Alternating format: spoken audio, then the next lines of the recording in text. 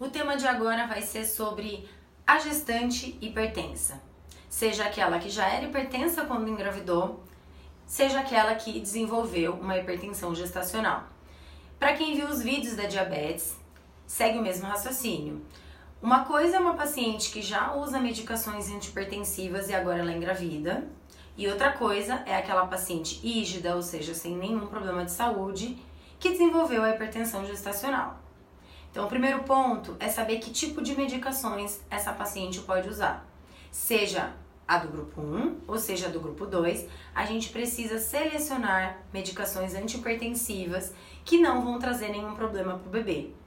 E aí a gente precisa ver que tipo de remédio vai conseguir manter a pressão arterial dessa paciente normal, mas não vai comprometer o fluxo de sangue, de oxigênio, de nutrientes para esse feto e não vai comprometer, claro, o seu crescimento e seu desenvolvimento.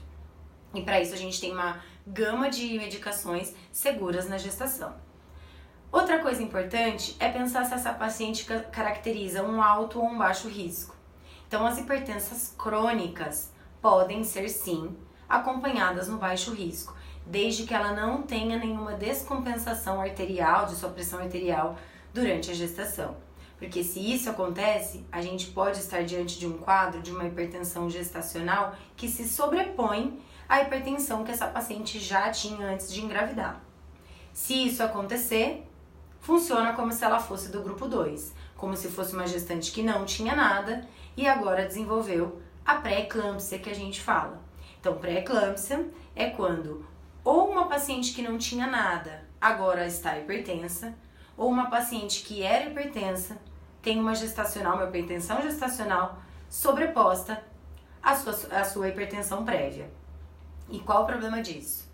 Então, a pré-eclâmpsia, que é esse aumento da pressão, pode acarretar alteração no desenvolvimento fetal, pode causar as mesmas restrições de crescimento, alteração de Doppler, pode trazer, raramente, mas pode trazer malformações fetais. Para a mãe, pode desenvolver a eclâmpsia, que é quando ela convulsiona, pode desenvolver AVC, pode desenvolver problemas renais. Então, vejam que isso é bem mais grave e deve ser acompanhado também por um pré-natalista de alto risco. Então, quando a gente fala assim de gestação de alto risco, que a gente começa a trazer exemplos e situações, parece que a gente abre assim um livro e começa a falar vários capítulos. E eu tô aqui para tentar ser clara e só alertar e trazer algumas informações básicas para vocês de que aquelas pacientes hipertensas, se não forem crônicas, elas devem ser também manejadas por um pré-natalista de alto risco, até porque esse bebê precisa fazer ultrassom mais frequentemente, essa mãe precisa fazer consultas de pré-natal mais frequentemente e esse bebê precisa ser avaliado um pouco mais de perto.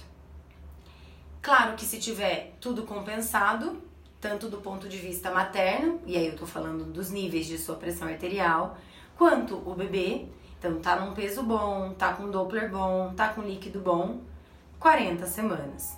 Pode nascer de parto normal e pode nascer de parto cesáreo.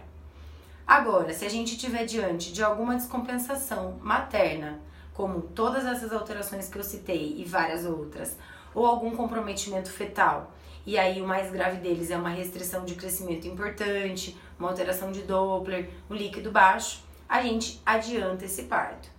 Pode ser que tenha bebê que precise nascer com 32, 33, 34, mas isso vai estar num cenário muito mais grave. Então, geralmente, quando tudo está controlado, mas repercute alguma coisa mal na mãe ou no bebê, a gente antecipa esse parto para 37 ou 38 semanas.